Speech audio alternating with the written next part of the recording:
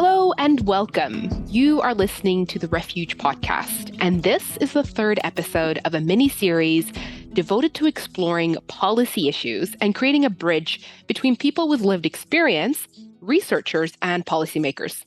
I'm your host, Wegdan Abdelmoemin, and today our discussion will focus on belonging in the context of refugee youth and their families.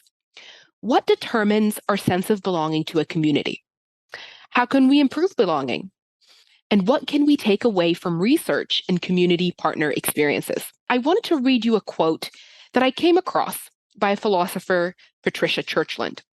And she says, being engaged in some way for the good of the community, whatever that community, is a factor in a meaningful life. We long to belong, and belonging and caring anchors our sense of place in the universe. So we long to belong. And let's introduce our wonderful guests. First, we have Ali Duale. He is a Canadian politician who was elected to the Nova Scotia House of Assembly in the 2021 Nova Scotia general election. He's originally from Somalia. Duale came to Canada as a refugee from the Somalian Civil War and has worked for the Halifax Fire Department and was part of the Diverse and Inclusion team, or was the Diverse and Inclusion Officer there as well. So welcome, Ali. Thank you for having me. Next, we have Sherman Chan, who is the Director of Family Settlement Services at MOSAIC in British Columbia. He holds a Master of Science in Applied Social Studies from the United Kingdom and is a registered social worker with over 30 years of experience in Canada, Hong Kong, the US, and the UK. Welcome, Sherman. Hi. Dr. Nicole Ives, who's Associate Professor and Interim Director of Indigenous Access at McGill University School of Social Work in Montreal. Her research focuses on refugee and immigrant issues, particularly refugee settlement, sponsorship, and access to post-secondary education for refugee youth. Welcome, Nicole. Thank you. It's great to be here. Thank you all for joining us today. And as I mentioned, our theme is about belonging.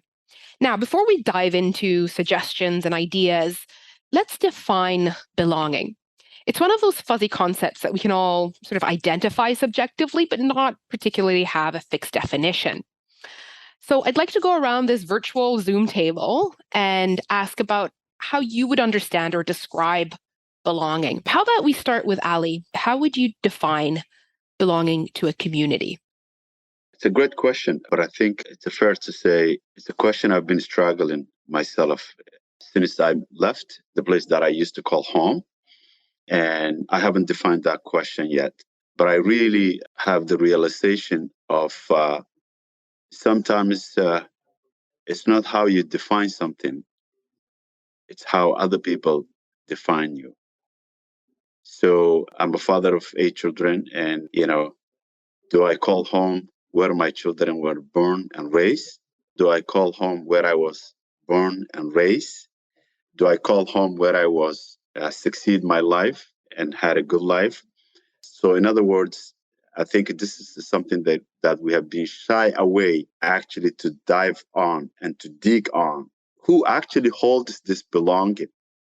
Who has this title? Who can define this term? To be honest, it's not really a question that I can answer either. I think it's a very subjective, as you were saying, concept, and it means different things for different people. From one of the definitions I like comes from author and podcaster and social worker Brene Brown, who says that belonging is being somewhere where you want to be and they want you. I certainly can see that from an academic point of view. It can be thought of as a component of integration, but thinking about the people that I've spoken with and the research that I've done, a sense of belonging seems to be where you feel like home as they experience it, right? And so, for example, I was working with Bosnians in New Jersey, and one of the people that I interviewed with, he described a sense of belonging, you could say, as what he thought of as feeling normal. This idea that when I look outside my window and I go outside my house, my neighbor says, "Oh, there's my neighbor," and his name, and not my neighbor, the refugee, but just my neighbor. And so it's this sense that even though it will never be the same context as home, it is that feeling that there's a normalcy about the day and in the ways in which your neighbors and others interact with you so you don't feel like you're an outsider. That's a great perspective. And how about you, Sherman, from the community partners perspective too? Thank you. For me, sense of belonging is a feeling. Sense of belonging is really looking at whether you feel you belong to the community, you belong to the workplace, or you belong to the neighborhood. From a service provider perspective, it's also interesting to see that in the past, when we work with governments and many community organizations, we emphasize a lot on welcoming community. It is how welcome we extend our hand to newcomers, to refugees, to permanent residents, immigrants, and people who doesn't look like here in Canada. Now, of course, when we look at how welcoming, we're looking at not just the attitude, but how prepared in terms of the infrastructure, how prepared is the government or the people. I'm looking at creating jobs, looking at welcoming you to the neighborhood, to the library, and become part of the life. When we look at that, and we also look at it from a perspective from a urban setting to a rural setting, and also from the first tier city to second tier cities, is looking at the planning process to welcome and be able to really take newcomers into the community. So that is what we see is going on. Yeah, you touched upon something really very important here is that welcoming or sort of preparing to be a place where people can define it as home is both an attitude of welcoming, but also of planning and preparing and having resources available. What are the factors that actually help newcomers and refugees feel a sense of belonging? What can be done to make them feel more belonging? And so, like what you mentioned there, Sherman, about having jobs available, for example, let's take it around the table and perhaps explore not only just factors, but also perhaps even personal stories or stories in research that have defined for you what improves belonging. Before we go to that question, I really like to go back the previous question. Preparing for this session, one of my assistants, she's a young lady, born in Canada, raised in Canada. And I asked the question of belonging. Her answer was, yeah, I belong here. Where else I should belong? I don't know anywhere else except here. But I asked her, that's how you feel. How other people see for you, how other people feel about you. And she said, I feel that I don't belong here. It's the same person and get two different perspectives or two different answers. And she said, even though that's how I feel, or sometimes because how people treat me, I feel I don't belong here. So what I take away from with her discussion was, in reality, what matters is not how you feel. It's how other people feel about you. So I really believe this question and this discussion should not be the question of the newcomers. This question should be in the Canadian public. And this is one of the reasons I'm actually interested in this discussion, because usually nobody actually interested to discuss actually these issues. And I think this will create this open door, this open discussion of people thinking about twice how they treat other people, that they feel they are not like them, or they are not similar to them. And to ask these questions, what makes some person, this person is different than him or her. I come here as an adult. I was not born in here. I was not raised here.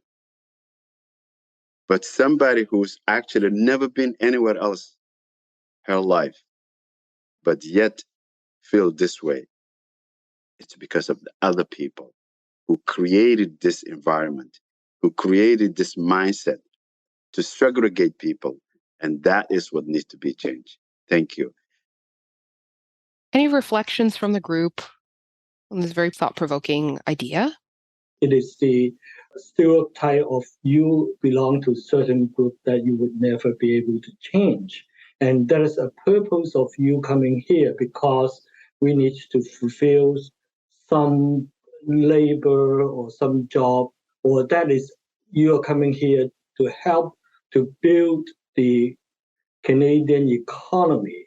Yes, people are coming here to build just like anybody here, but building, you have to really looking at how we're going to make sure that they belong here, knowing that they could be also benefit from building the economy or Canada, looking at aging, looking at COVID-19, many of the essential jobs we have to fill with many immigrants and refugees.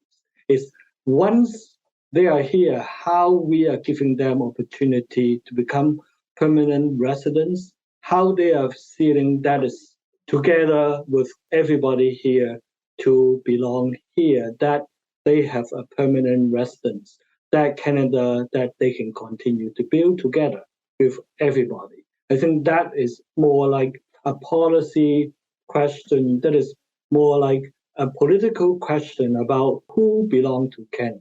We look at dignity, we look at the commitment of people around the world that we want to build the world and we want to build Canada. I think, Ali, you brought up a really good point that I just wanted to piggyback on around belonging. And because while it is something that we want to foster, I myself am an immigrant. I'm originally from the United States, from New York City. It does depend on where you go, right? And that highlights, I think, resettlement policy and refugee policy typically looks at someone who has come as a refugee. To a certain extent, it's a one-size-fits-all approach, but there are no one-size-fits-all people. And so where are refugees resettling? Right? Because as you said, if you are resettling into a place where people who have been born there don't feel a sense of belonging, how do you foster a sense of belonging in newcomers? So I think that that's a really good point, and particularly for policymakers, it's that understanding of the context in which they are resettling or settling refugees. To give a quick example, I'm on the board of Montreal City Mission, and one of the projects that we have is Camp Cosmos, which has been running for many years. And what's unique about Camp Cosmos is that it holds places and provides tuition-free spots for refugee children, so a summer camp, but it has spots for children from Montreal who have been born in Montreal. So you get this opportunity for children to interact, children who have come with refugee status, along with children who have been born in Montreal. So there starts to be, engagement in a natural way.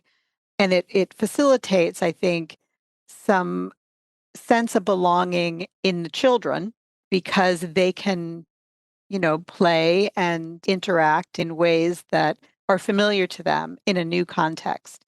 And, in that way can also hopefully influence, parents when children start showing them around and, recognizing familiar places. But it is important, as you said, to not have the burden of the belonging on the people who have come as refugees. Actually, Nicole, if we could just stay on the topic of Camp Cosmos. So you just described that it's a summer camp for new families who landed in Montreal. What are some of the lessons learned or observations you made about belonging and what makes people feel a sense of belonging and what doesn't? What gets in the way of that? That's a good question. Some of the lessons learned, for example, were around language and ensuring that we had counselors who could speak the first languages of newcomer children. Mhm. We were very aware of the need to have counselors who understood that they are working with children who have come as refugees. This may mean, not necessarily, but this may mean that they might be coming from refugee camps. They might be coming from situations where they've experienced trauma.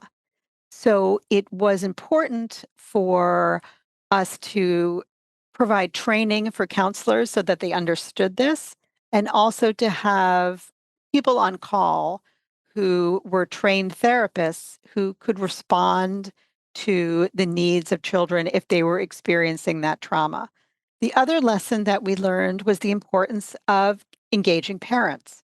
So we have seen often within refugee research, particularly when children are going into institutional settings such as schools, they may acculturate quicker than their parents. So it was really important to provide opportunities for the children to engage with each other, but at the same time provide activities for parents to come and engage with their children and engage with each other, because that increased the sense of familiarity that the parents then had, whether it was just with the Camp Cosmos location itself, from taking the metro or the bus to get there. It started to bring parents out of their shells as well. So just to summarize, one of the things that helps is having a language or using language that the youth or the family uses and is comfortable with using. That helps develop a sense of, I guess, connection and also belonging eventually. And then having sort of minded counseling or sort of interactions that understand the background from where this youth is coming from, and then also getting families involved. And that is a very astute point about that children may adapt very quickly, but parents are still taking time. And in addition to education, they also got work and other factors to manage. So having the whole family involved improves that. These are some great points to keep in mind. Any reflections from the team or group here about other factors that may help with belonging or factors that may hinder belonging as well? I can start briefly because we're talking about policy, we're talking about designing of program. In Canada, one thing that the sector or the settlement organization keep talking to the government is the access of service. There are different immigration categories that will say you can get and you cannot get. So what we are saying is that even using this example, for some refugee claimants or temporary foreign workers, that they may not be eligible for certain service. So what we are really asking the government or policymaker to consider is that don't just look at the immigration status in order for you to be available or be able to get service. It's looking at the needs, the right of the people as a human being that they could access service for them and to become a Canadian citizen or that they feel they are more belong to Canada. So basically expanding eligibility and looking at each family or as each person as a person rather than, yes, you tick off the checkbox. So you're eligible or you're not. Okay. How about you, Ali? Very, very interesting subject matter. Quite honest, for me, Nicole touches a very important subject matter. This is also showing part of the dark history of Canada. Even though, as a newcomer, this country holds one of the best welcoming immigration policies that you can ever imagine anywhere else in the world. And I don't think anybody will take away from that for Canada. Nevertheless, it's not a perfect place. So this particular subject matter that we're talking about, one of the most belonging any human being is the language. And we know the dark history of Canada for the Indigenous people, the first nation of this land. And we see the result of that mindset and that perspective taking away people that they're the most precious of their life. And I'm using that term because, sometimes people use this term, mother language.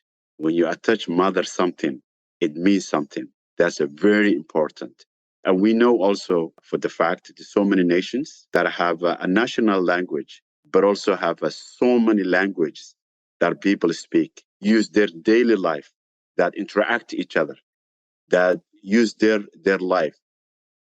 So since Canada portrays this is a multicultural nation, multi-language nation, because we don't speak only one language. That's the fact. But the question is which language we accepted and which one we don't accept. So I really believe if we want to create a true policy, belonging, first of all, we need to adapt to allow people and to cherish people's language and to give space those language people to communicate, rightly so, to have a national language.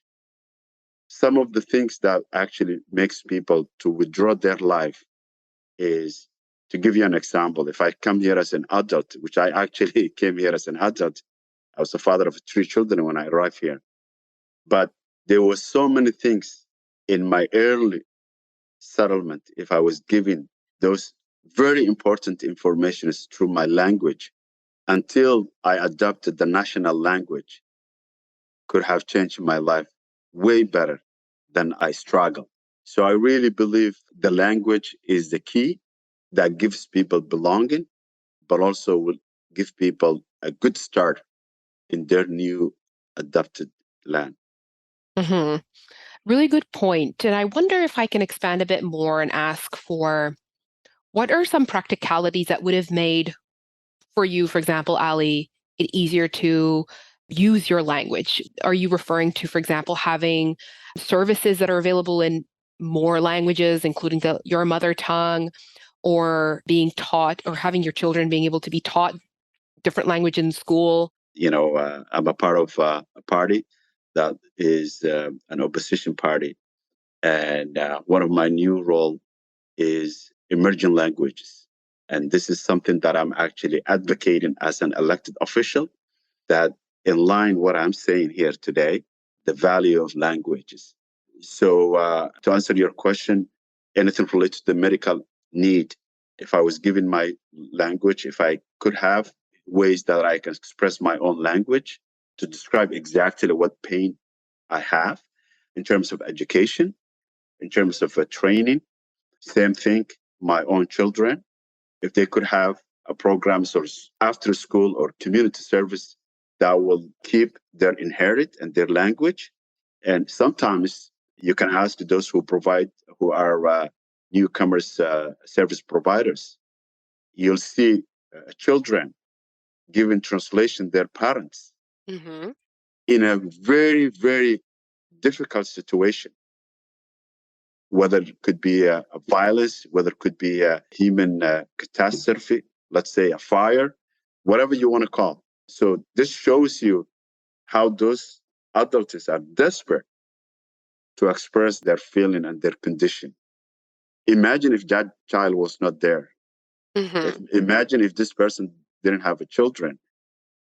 So you're saying things like interpretation services, community resources, or basically even in the medical world and the educational world, to have opportunities for people to express themselves in their own language and be understood for that and be respected for that. Definitely, definitely. Can I add to that? Just thinking too, the language is critical as well as, and language is a component of culture, right? So this idea of having a cultural broker, I think, is very important in the education settings, in hospital settings, in social service settings, because you can have interpretation, Mm. but the person also needs to be able to understand the client's context, what the cultural context is. And if that's missing, then I think you're only getting part of the issue. As you were saying, children end up doing a lot of translation for their parents. And sometimes, as you said, it can be very inappropriate what they're being asked. It also can interfere with family dynamics and cause power shifts within the family. But when you have cultural brokers, there's someone who speaks the language as well as the cultural context. And it's also that context that they can help, for example, a social service provider or a medical provider know, okay, this is not an area where this person feels comfortable talking to you about, or this person would rather see someone who is of the same, cultural background or the same gender or other issues that go beyond words. And that is an important investment. I can't stress that enough, because one of the things that I was thinking about, in preparing for this and thinking about belonging and thinking about policies related to belonging is what is the purpose? What's the purpose of the policy? If you want to increase a sense of belonging, you have to do it holistically. And as you said, it's looking at the receiving community as well as the newcomer. So that adequate preparation, I mean, that's priceless, really. So often, because they're people coming from places where we might not have seen that there's a conflict and it breaks out and people need to leave immediately, there can be little preparation. But engaging people who are already here from that community or knowledgeable about that community, reaching out to them is critical. And if I may add to it, thank you. It's also looking at some employment practices that many employers, they may not really see the added value or assets of having their employees have additional language. And I've seen many of the banks or commercial company, they are doing it. But I just wondering if there's anything that we can encourage any employers when they hire, they're looking for someone who have additional language that can really expand their clientele and reaching out to the community or to their customers. That should be encouraged. Sherman, that's a good point, actually. You can see a lot of banks and a lot of big companies competing the language, whether translate their material, different languages, or actually bragging to say we have this many number of employees who speak this many languages. I really believe that the business community are picking up this in terms of financial incentive, but also I think the public service that also need to be encouraged to look at the benefit of multi-language. Thanks. Yes, I have seen it happening. I would encourage having it more, not just on the line level, but looking at the management level. Great. I mean, we've touched upon a lot of very pertinent points, talking about language and having that accessibility, but also cultural brokers, which are just beyond just language. It's about culture, it's about context, it's about also religion and various other things that are specific to a person's culture. And looking at the idea of belonging as a holistic and two-way process, not just my sense of belonging, but rather the community that's receiving me. Will they allow me to even feel a sense of belonging by how they treat me, or how they perceive me, or how they think of me? Adequate preparation, employment practices that promote diversity, promote different languages. So it seems like we have touched upon a lot of things that really do bring us a little closer to experiencing a sense of belonging. And I think I do still want to stay around the idea of like what helps, but what hinders.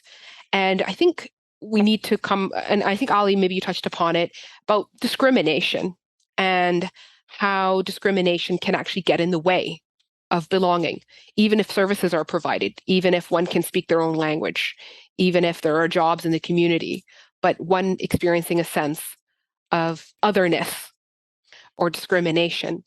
So I wanted to hear from the group about what some of their, either experiences in their, basically, whether in research or in the community or at the policy making level or even at the personal level, of how discrimination may hinder or may get in the way of belonging. One thing that popped into my head was thinking about belonging, again, looking at programs with children. So I was part of a project in the United States that looked at Head Start, which is an early childhood education program for children from families who have low incomes. And it was looking at collaboration with Refugee Resettlement, the ORR, Office of Refugee Resettlement, and their voluntary organizations who are doing resettlement, and looking at speaking across these silos, right? You had education and then you had resettlement. And one of the things that was interesting was, again, providing this education to the Head Start and early Head Start teachers who would go into homes. There were many Korean refugees being resettled in and around Syracuse, New York. And it was interesting to hear some of the teachers, the early Head Start teachers, who were going into the homes to engage with the children. So in thinking about, putting all this together with, working with resettlement and having the resettlement office in a way serve as the cultural broker and work on the preparation side, because the early Head Start teachers were saying, I was going into a home, and I think that these are turning points where you can either create a sense of belonging or flip it and have the person feel very alienated. So the going into a family's home where the families from this particular ethnic group, they were all, for example, sitting on the floor and they were eating, their meals on the floor, and that was, what they were used to.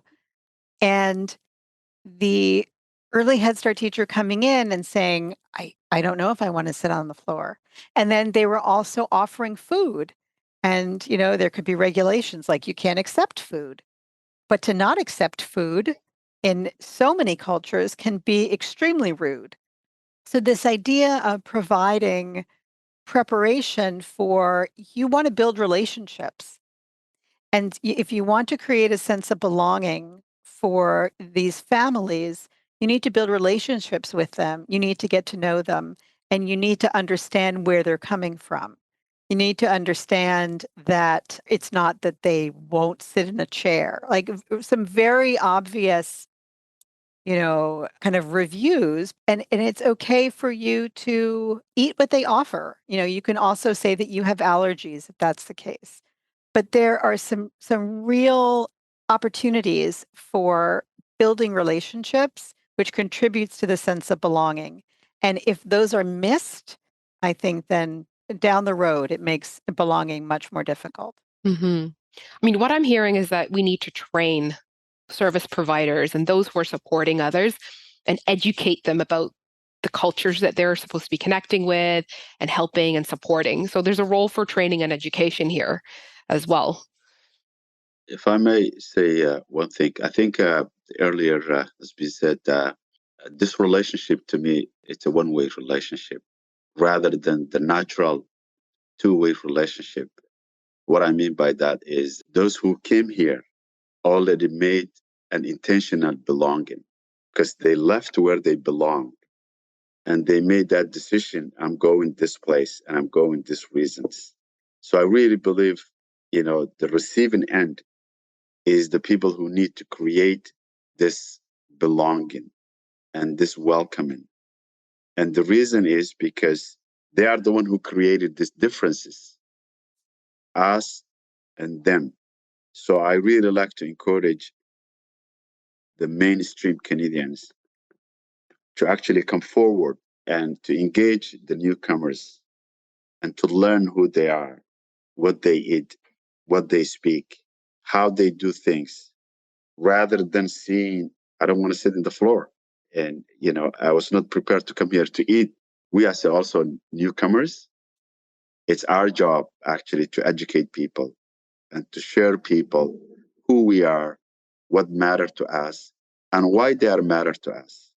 And that's why actually I was very interested for this discussion and this research, because Nobody speaks about this. Nobody talks about this. And most of the time, we as the newcomers, we just speak our difficulties, but we don't look for solutions.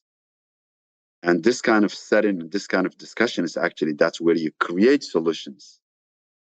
So I really believe we have obligation ourselves to make our condition better in the future. Thank you. And for sure, I'd like to add that there are a number of projects that I see is also important in engaging a refugee or immigrant youth to tell their own stories. And I've seen projects that they have refugee youth, they just come to Canada within 6 months.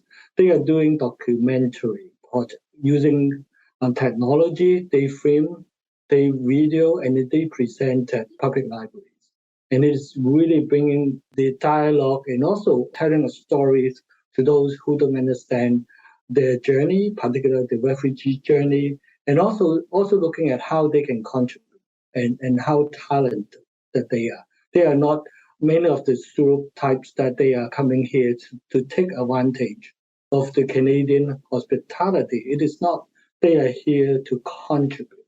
And I've been working in the field a lot. I've seen so many people who contribute, they build, they volunteer, and they contribute a lot to the neighborhood and become a really, really good Canadian citizens. I think that is the narrative, the story that we really want to tell to the community. I just want to share with you a small story I just saw yesterday online. I'm not sure if any of you know Tariq Haddad. He's a Syrian refugee who landed in Nova Scotia. He opened a company called Peace by Chocolate.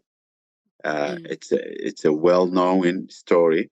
Somehow something took place in Alberta that was inappropriate, and he just commented.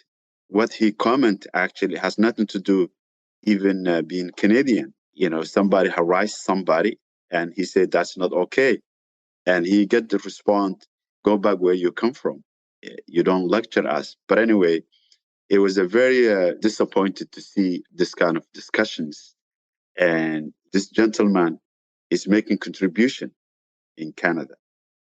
He's creating a product. He's creating an employment opportunity. Yet people see completely the opposite. Those are the things that we need to not to shy away, and we need to push back, even though, you know, it's not the majority of the Canadian who behave that way, but it's out there. Thanks for sharing, Ali, and everyone about your different perspectives on those things. And I think that our listeners or our intended audience today are, policymakers, individuals who will be planning and implementing services and various other initiatives for refugee youth and refugee families and newcomers. And so this is a very, very relevant and important discussion we need to have. I mean, in a perfect world where we can create all these wonderful things that accessibility language and cultural brokers and other services, how would we be able to measure belonging? How would we be able to say, yes, we've improved in the initiatives for belonging? Is there a way to quantify it in any way? And take your time to think about this, because I'm still fairly stumped. I know perhaps that basically some government policies use things like retention rates and mobility in the country and employment rates and things like that. But from your perspectives, how can we quantify or measure the sense of belonging? It's not the easy way to measure, but I really believe everything there's a starting point. And I'm glad you're asking this question because this has never been asked before. So to answer your question, the discussion has to start first. As long as, we don't have the will to actually discuss this issue, we will not able to make any position that we can actually measure belonging and how to achieve that goal itself.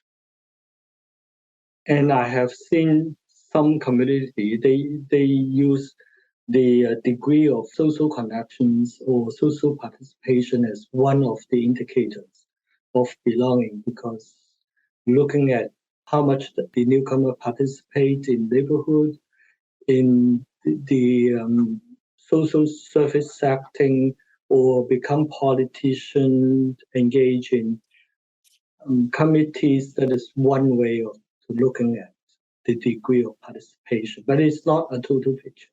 I think that there are many other ways that could look at it. I'm a qualitative researcher. So the thought of quantifying belonging, I don't know, because it is so unique to individuals, how they feel. I've looked at integration, which is defined in many different ways. There's one definition that's created by Michaela Hinya from York University, it's a Center for Refugee Studies, where a sense of belonging is one of the subjective factors of integration. Another subjective factor being safety and security. There are other kind of less subjective, but it is still so individually based. And what someone needs will be different from what someone else maybe in their own family needs, let alone from their own ethnic group, let alone if they arrived at the same time, in terms of arriving from a conflict. So it's really hard to say. But I do think it is critical to think of what is the purpose of trying to create a sense of belonging? Because for those of us who look at integration, historically, it's actually been more about assimilation than integration. And so the goal, while they're talking about integration, all the components around programs are basically targeting assimilation. So wanting the newcomer to give up their own cultural context and entirely embrace where they are. And so it is really important for the policymakers to think about what is their actual purpose. If it is integration, as we've spoken about earlier, it really requires a mutual accommodation, that there needs to be an investment in cultural brokers, that it's not something that can be done on the cheap. It's not something that is only for volunteers. It is something that if you're making a conscious choice to bring people and provide safety and security and refuge from persecution, you have to put in, it's an investment, and it's a long-term investment. Just to quickly add that I've looked at integration in the United States and Canada and in Scandinavia.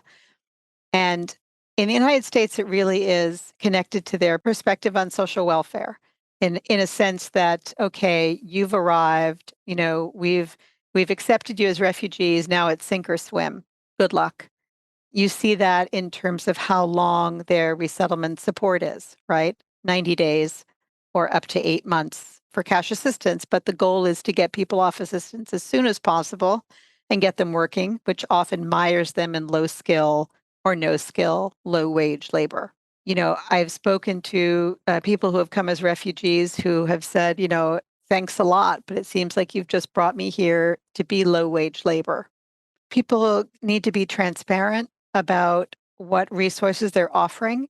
We can all pat ourselves on the back and say that Canada's doing a great job and all resettlement countries are doing a great job. But if you're not willing to put in the investment and recognize the context that refugees are coming from, you're doing them a disservice, and ultimately you're doing us a disservice. Thank you. Get down from my soapbox. Okay, thank you. We are nearing the end of our episode today, but this is not the end of the discussion. I think this is just the beginning. And we've touched upon many things. First, we tried to define belonging, which proved to be challenging, and from different perspectives, from the community, from the personal, and from the academic perspective.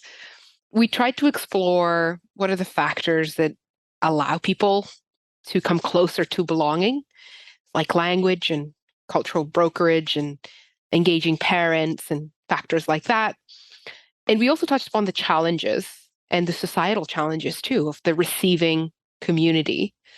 And then answering another fairly challenging question of quantifying or measuring belonging. So today has been an exploration of a fairly fuzzy and obscure topic that is, no matter how vague it is or fuzzy to define, is actually super core to our sense of humanness, of being human beings in a society. So I'd like to wrap up today, but before we all go, I'd like a brief take-home message for our listeners who may be policymakers, but who might also be community partners, who may be researchers, who may be just the general public who are listening to this, or educators like teachers, for example, who want to be involved. So what are your take-home messages? And whoever wants to start can go, and then let's take it from there. One suggestion I have is to engage youth, engage people with lived experience. When I use the term engage, it's more like a meaningful participation, a meaningful engagement that is really listening. In the sector, in the community, there are so many consultations, either on the federal level, provincial level, or municipal level. You know that whether the people are really listening to you, where you know that people are really engaging you, or even with stakeholders. I think that is the attitude, that it's meaningful, really, really listen and engage the youth. Once people feel that you have that genuine attitude and receptiveness, you can really work together on a big federal level or to a small neighborhood level. I think that's what I would say that is important. Thank you for that. How about you, Nicole? I would say to educate yourself. Educate yourself in terms of what the context is, whether you have to read first-person narratives. I teach a course on working with refugees, and I have this long, long book list and films. So if you can't actually meet people who have come as refugees, then it's another way to do it. But also to not be afraid to step out of your comfort zone and meet people, make relationships, build relationships. Action Refugee Montréal here in Montreal, they have a program, it's a twinning program, and they pair up refugee claimants, so asylum seekers, with people who have been in Montreal for at least, a few years and know how to get around. And so it's an opportunity to get to know people one-on-one. I also work with WUSC students, so World University Service Canada collaborates with resettlement with the IRCC to bring in students who have lived in refugee camps and get to know the students. I mean, I am thankful I'm on a campus and I can join them for holiday gatherings. I know that there are people who get involved by going to the airport and welcoming. It's to get out of your comfort zone and meet people. Once you get to know people, that naturally starts to break barriers down. But I think that there needs to be a willingness to be uncomfortable, but to try to build relationships. And that will address many components of belonging, I think. Thank you for that. And over to you, Ali. Quite honest, my message is very simple. This nation was built by newcomers, refugees. I will ask every single individual Canadian, just look back your history, how you got here, who got here first, how they got here. And I really believe what you see today is the continuation of creation of this land. And people need to realize that this nation will not survive without newcomers, irrespective of which way they came, whether through education, as international students, economic path, refugee, and those who are seeking safe. This nation was built by newcomers and will survive with newcomers. Because of that reason, I will encourage every single citizen of this nation to be welcoming, as you've been welcome your own ancestors, to be open-minded as we claim as a Canadian, also as a nation, as we embrace as a multicultural nation. That will be my message, especially those who make decisions. I will also encourage those who are academia to pay attention this subject matter, because most of the time we claim everything that we do based on facts. If those who are position of education and educators don't invest in this particular issue, don't do enough research, we will not have the real fact. We will not have the truth.